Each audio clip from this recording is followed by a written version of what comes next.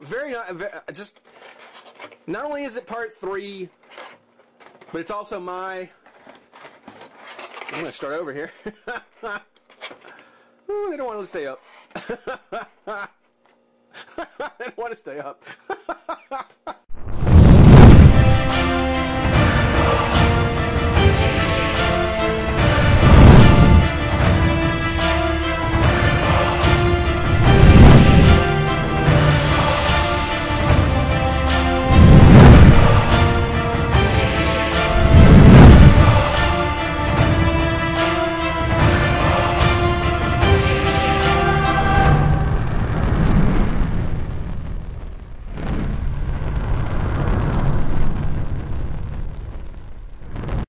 Hey, friends and revolutionaries, back with a bit of a chest cold, so I apologize.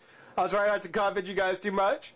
But yeah, taking a look at something kind of cool, something that's unintentionally become a bit of a tradition for the review revolution. It's not the peeps, obviously, and that's been that was a totally intended tradition, and that's going to keep going, I promise. But instead, over the past 3 years now, every year during October, I've slowly been building my Jason Voorhees figures. I've slowly been building my collection of Jason Voorhees figures. Now, they've all been my Neca. Neca's been holding on to that licensing, but I've been happy with them. And considering that I wasn't a big fan of the series in the beginning, thanks to you guys, you know, the big fans, and getting the movies in a box set, I would say that I'm at least a casual fan. I've seen each of the movies at least twice, and I gotta say part 3 is probably my favorite for a lot of different reasons. Not least of which is this is where you finally get the iconic Jason with his mask. Finally in part 3 we get it. And it's a great moment when we do. Now, again, this is the Jason Voorhees as seen in. So Neca, just like with Freddy Krueger for Nightmare on Elm Street, we're getting the Jason Voorhees as seen in Friday the 13th Part 3, the 3D version, which the tagline was "A New Dimension in Terror." Very kind of cool. Very cool. I gotta admit, like I said, I just finished rewatching it recently. The 3D effects weren't all that hot. They weren't all that great. It'd be so cool for them to grab that movie and apply modern day techniques to kind of redo that, to remaster the 3D, because there's some cool scenes. There are some very cool scenes that were set up for the 3D effect. Not the yo-yo scene. I could do without the yo-yo scene, but there's a few others that actually were very cool. So you know, I usually watch the movie in 2D, but I'm hopeful that maybe there'll be some anniversary edition that'll clean up that 3D effect and really do a good job on it. That would really be nice. But yeah, like I said, this is by Neca. It is from part 3, and it is kind of borrowing or taking from the Rocky Balboa line of figures. By that I mean we're getting 2 of the same figure. We're basically getting a Jason Voorhees that's undamaged. You know, his clothes are relatively clean. You know, save little dust and dirt from Camp Crystal Lake. But relatively clean. His mask is intact. You know, he's got the harpoon. He has the harpoon gun. So this might be right as he's walking out on the dock, which is one of my favorite scenes. And then we get the, as indicated by sticker, battle damage version. Much bloodier, much dirtier, and got a bit of splatter and blood and split on the mask, and somehow I think we've got a head underneath to go with it. So again, you know, we've got the pre-match and post-match Rocky. We've got kind of an early Jason and then battle damage version here. I'll say what I said for the Rocky figures. When you're spending $15, $16, $17 plus tax on a figure, and essentially you're getting just some different paint and a head swap, you know, it's a hard pill to swallow. What I would really like them to have done was either add the extra head, charge a little bit more, and have the extra head, or make them more distinct, make them look a little more different. Because, you know, had it not been for the sticker, I would have overlooked this one. I wouldn't have realized that, oh wait, there are two different ones. So, that's kind of the story behind, you know, what happened. And again, the packaging is exactly the same as well. You've got the Friday the 13th at the top. The background, it has the hockey mask background on both. Got kind of the profile hockey mask. There's a 3D for you. Got the hockey mask 3D thing going there.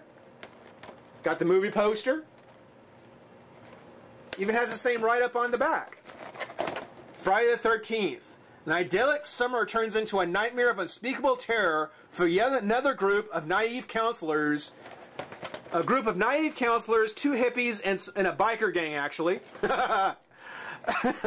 Ignoring Camp Crystal Lake's bloody legacy, one by one they fall victim to the maniacal Jason who stalks them at their every turn. And coming soon, Friday the 13th, the final chapter. So, goody, a fourth one. Yay! I'm going to be stoked to get a fourth one. Age 17 and up, which that just goes along with what the movie has. Whether or not getting these two Jasons, you know, so similar is going to be worth it, I'm not sure. We'll have to pop them out of the pack, take a look, have some fun and find out. Be right back. Okay, well, now that we got the figures out of the pack and we really get a look at them, I will say that there is very little that is on this figure that with a little bit of customization you could not have done on your own with this figure. It is strictly kind of a variant version. It's no worse, and I think I mentioned this with Rocky, it's no worse than what we would have gotten at some point from like Hasbro and, or not Hasbro, Mattel. It's not that different from what we've gotten from Mattel at some point for their DC Universe figures. Not that big a difference. As a matter of fact, I think even the Arkham City Batman figures are essentially the same kind of thing. They're just repaints, no big variations, not a whole lot. So this doesn't bother me. As a matter of fact, I gotta be honest. To have this one, the Jason, first time revealed with his hockey mask, and then this one after he gets hammered with that hatchet, I gotta say, I'm actually really happy to have both. I think they're good variants to have. You could have done it. You could have packaged in the head to swap out, and then if you wanted to, have painted in a little extra blood here and there on your own. But really, hey, I'm not complaining. I'm very happy to have them. They're actually both very cool, and you don't necessarily need both. For that, I'll say you don't need both. But if you can find them both, they're cool to have.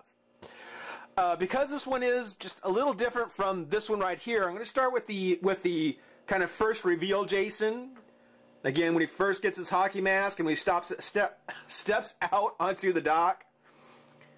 I mean, it is a fantastic example of NECA work. It is probably one of the finest pieces of NECA work I've seen so far.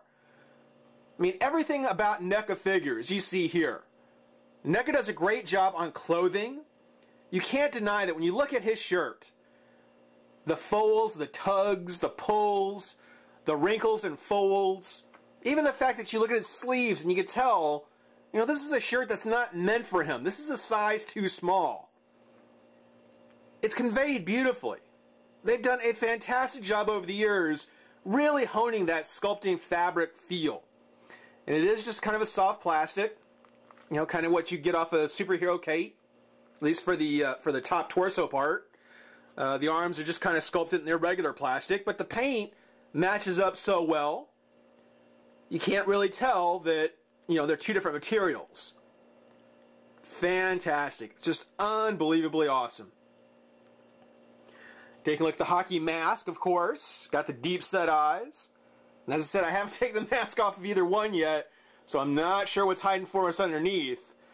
But, yeah, gas masks and hockey masks, those are scary. I'm not sure which one you consider scarier, but hockey masks and gas masks, Yeah, those are pretty creepy because you got those dark, dark eyes and no facial features to speak of. Just so cool. The head, got kind of that irregular head shape. Got the straps on the back, nice texturing on the straps. Nice attention to detail. Looking at how that collar folds over, you can see what I mean when I talk about how the fabric works and how Neca's really got that down. Beautifully done. I would like there to have been maybe a little something more done with the pockets on his shirt. You know, they're there and you can see them, and in person they stand out better than I think on camera, but they can kind of get lost. You know, maybe something to actually have given them a little more weight. You know, maybe sculpt one open a little bit, even if it was solid, just sculpt maybe one open or have the flap open or something. But that is such a small complaint. That is such a minor thing. For the jeans, he does have this soft plastic kind of lower torso pants piece. So it's kind of like Rocky's trunks. They're very soft plastic. Let the legs go forward and back.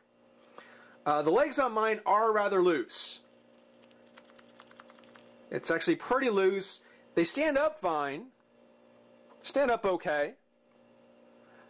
But at some point, I guess, you know, if you can open the legs here, at some point if it gets too bad, you know, I want to be able to get some nail polish in there, kind of sturdy them up a bit. But you can take a look. You can see he's not, I mean, it's the first reveal, but he's not completely without a splatter of blood here or some dirt there on the legs. And then, of course, the leather shoes, which are sculpted fantastic. And again, the texture. You can see or you can feel the denim in his jeans. It's just really nicely done. And then the leather for the shoes. The metal on the eyelets. No sculpting on the bottom, unfortunately, but still a very, very fine figure. Very fine figure. The head is on a ball joint, so it goes all the way around. Down, up, side to side. You can even, and this I always thought was the most terrifying part of Jason. When you have a straight head look like this, then you kind of just turn his head just to an angle. I thought was one of the scariest parts, because you knew there was some thinking going on. There was some thinking going on up there. And most of the time it always led to the same place. The arms come up and out, twist to the shoulder, bend at the elbow, twist at the elbow, and kind of a ball jointed wrist. Now that's nothing new. It's one of the things where I've seen that articulation, this entire articulation in the upper torso before. Got the twist on the waist. But we've kind of lost the old Neca legs. We are now moving on to figures that are fully articulated legs, as I already showed, forward and back. Got a twist at the knee, bend, and a twist at the foot. And I think there's a little bit of a hinge. Maybe it's on a ball joint. But it's so nicely done, and it fits so well. I don't think Neca has lost any of the sculpt. I mean, you look at the back of the legs. Yeah, sure, you can see the joints back here. But when you're faced with all the fine sculpting and all the nice work they did throughout the rest of the figure, this is something you don't pick up on. You don't really pick up on that. Same thing with the elbows. You know, you can see the joint on the elbow there. But you bend it here and you look, you don't pick up on it. It's not noticeable. So I think Neca has really done an outstanding job, you know, upgrading figures to a whole new level of sculpt and articulation. Nice balance, beautifully balanced. Even so far as with the leg here, and I was going to mention this earlier, I thought that in the movie, I thought he just had his legs straight out like this. But when you take a look, he's kind of got this pressed, his seam, his pressed seam there, kind of turned inwards. So it's got kind of this twisted instep thing. I thought that was I thought it was just straight ahead in the movie. but apparently not. And the leg doesn't twist at the top of the thigh, so this is how it's meant to be. I mean, you can turn it and face it forward, but that's the only thing that's a little misaligned if you do. And it's not like it interferes with how he stands or how you compose him. Still fantastic. Still unbelievable. As far as the accessories go, of course, he does come with his classic machete, which just fits in the one hand like so. A little small. I don't know. Maybe it's me. It seems like it's a little small. This is a smaller Jason than some of the others we've gotten, so it may be in scale just fine. But yeah, it seems a little tiny to me. You know what? Let's twist his head here. Have him stand there, maybe think it over. And kind of give it a minute. Okay, now. As iconic as the machete is, I gotta say, I think personally, for this Jason, for the one that's here, I'm probably gonna go ahead and keep the harpoon gun for him, because that was by far my favorite scene, of him hiding behind that pole, or kind of hiding behind that one pole, holding out that harpoon gun, shooting that one girl in the eye. I mean, that was just so gruesome. And another reason why I think if they updated the 3D effects with that harpoon coming at you, would be so cool. But he shoots her, you know, she falls into the water, and then he just sort of drops it down to the side. He just drops it on the ground, turns around, and just lumbers off. Doesn't bother to look back, doesn't even bother to stick around very long. He just drops the harpoon gun, it's no good anymore, and then moves on. That's one of my favorite scenes. I love that scene. That is so cool. Now, for the battle damage Jason, to take a look, the biggest notice, obviously, is going to be the blood on the shirt, which I think they could have put a bit more. I don't know, I don't recall if there was, I think there's more than this that was on him at the time in the movie. As I said, if you wanted to, you could probably go in and paint in a little bit more. I really love here on the side of his neck, from his you know, being slammed by the hatchet, that blood that just poured down.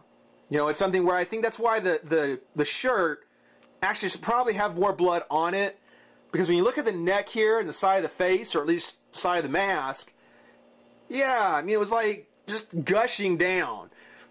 And it is just gory and gruesome and cool.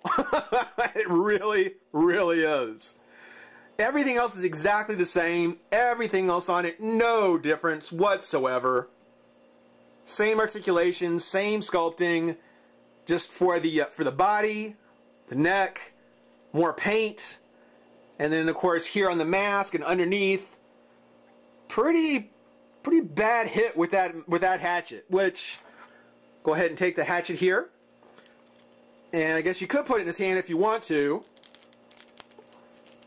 Because if you wanted to, you know, put it in his hand, you could have Jason wielding the hatchet.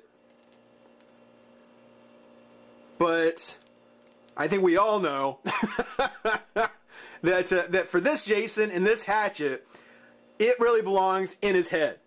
And I've seen the review spot try this. I've watched it over and over on how he got this to work like 6 times. So I think it was just a matter of just placing it inside right like that. And twisting the head a bit there. And I guess if you wanted to, he's got the machete again. Nice machete. Got the rivets in the handles.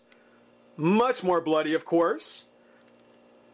But if you wanted to, you could put it into his hand there. Like so.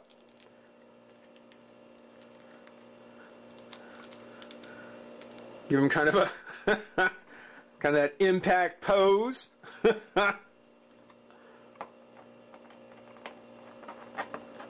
And the legs, again, the legs on both these two figures seem a bit loose.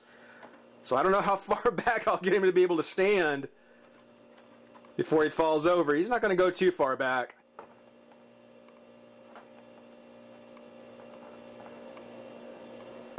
There you go. Very cool. And basically, along with these two, of course, we've got the Jason from the remake. Come on. And this is old school Neca legs. There we go. And then we've got the old school Jason, kind of the monster zombie Jason. And those are my 4 so far. So I've got 4 Jasons going strong. Can't wait for number 5. Hope everybody enjoyed watching. Rate, comment, subscribe. Join the revolution. We'll see you soon. Bye-bye. Whoa! Not gone yet. I can't believe it. I was just about to go wrap things up, start working on the video, and I realized, yeah, this looks so cool. But you know what? I haven't looked under their masks yet. I mean, it's something where, how can I finish this video and not look under the mask? I mean, really, come on. So for all you guys out there yelling and screaming, take off the mask, well, here it goes. So, start with this one first. Let's see what we got underneath. Oh, oh yeah. Oh, that is so cool. That is a great sculpt. Look at that. Oh, look at that malformed ear.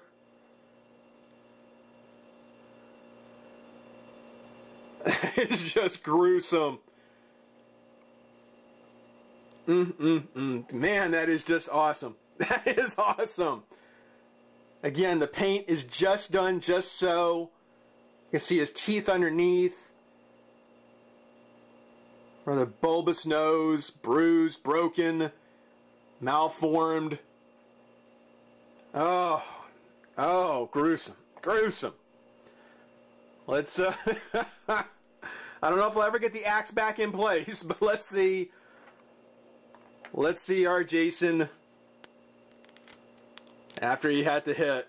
Oh, oh, oh, oh, totally different sculpt on the head. Totally different. Oh, that is fantastic. Look at those teeth. Oh, what a handsome guy. Yeah. The top half of the head may be... No, I think actually they're both very different. I think it's very different sculpt on both of the two heads. See if we can get a focus. There we go. Oh, unbelievable. I got the dirt.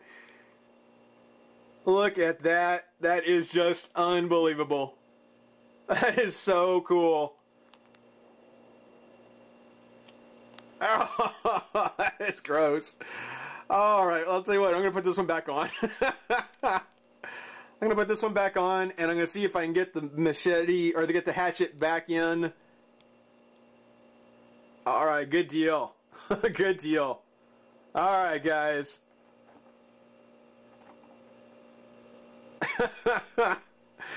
Alright, it's done. I didn't miss the face. Almost, but didn't. Thanks again for watching.